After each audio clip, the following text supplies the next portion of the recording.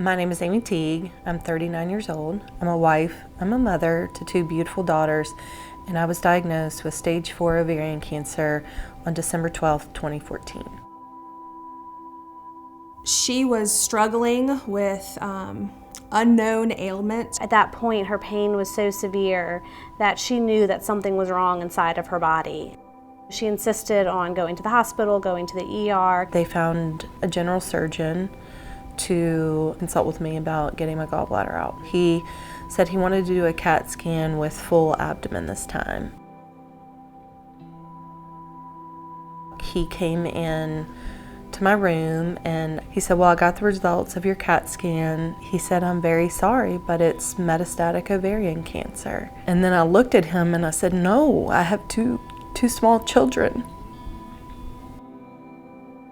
For Amy or any patients in her situation, this is a life versus death diagnosis. You know, from the very first diagnosis, she knew that she had to fight as hard as she could for her children, for her family, for her life. Women's Hospital is obviously a special place for me. I was born here, and my oldest daughter was born here. I had no idea that they treated cancer until I was diagnosed. I'd been a physician here at Women's Hospital doing breast reconstruction for years, and I knew the kind of care my patients got, and that was the kind of care I wanted Amy to have. I contacted Dr. Fort's office at Women's because I knew his reputation, and I knew that I did not want to uproot my family at all. For me, it was a very easy decision. The treatment for most cancers that require more than just removal of it is going to be a group effort. 2 or 3 days after my surgery, into my hospital room walked in Dr. Fort, Dr. DeSimone, Ashley Marks, and Robin Maggio. And they explained, you know, basically, we're your medical team, we're your support system. We are here to give you whatever you need. The shades were drawn in the room in the middle of the day. There were a lot of flowers around. And I looked at Amy and I said, okay, you can have your day, but I want the shades up. I want you up. I want your children in this room, and I want you to start living again.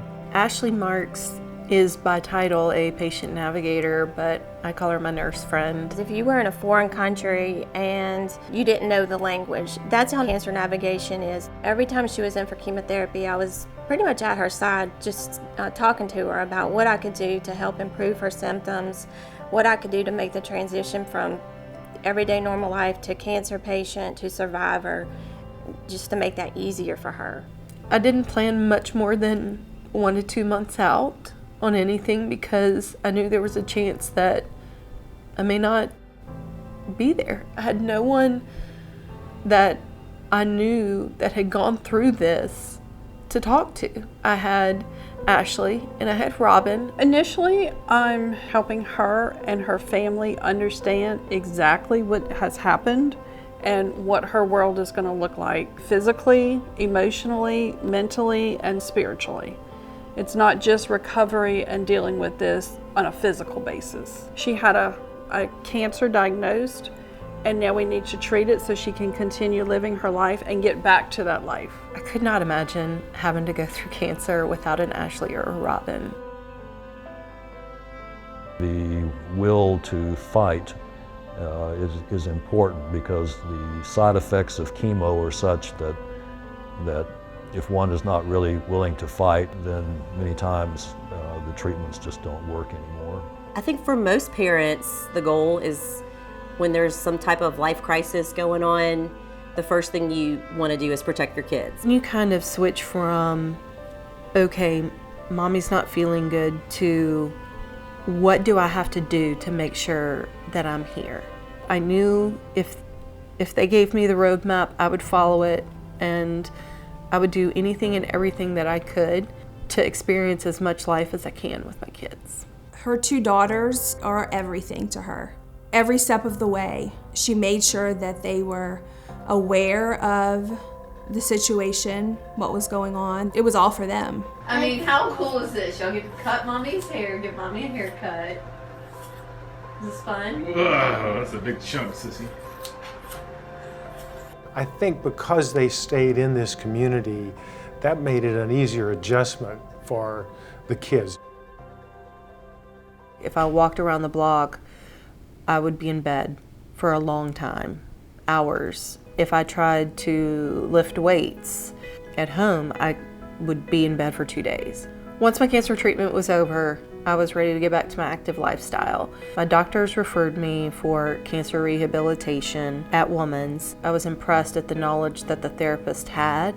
I was impressed that they knew how specific exercises could potentially affect my body. I started doing those 3 days a week, and before long, I was up and running. I mean, she was like a butterfly. I mean, she truly came out of her shell. She's an advocate for other patients and people now, and she's just really come full circle.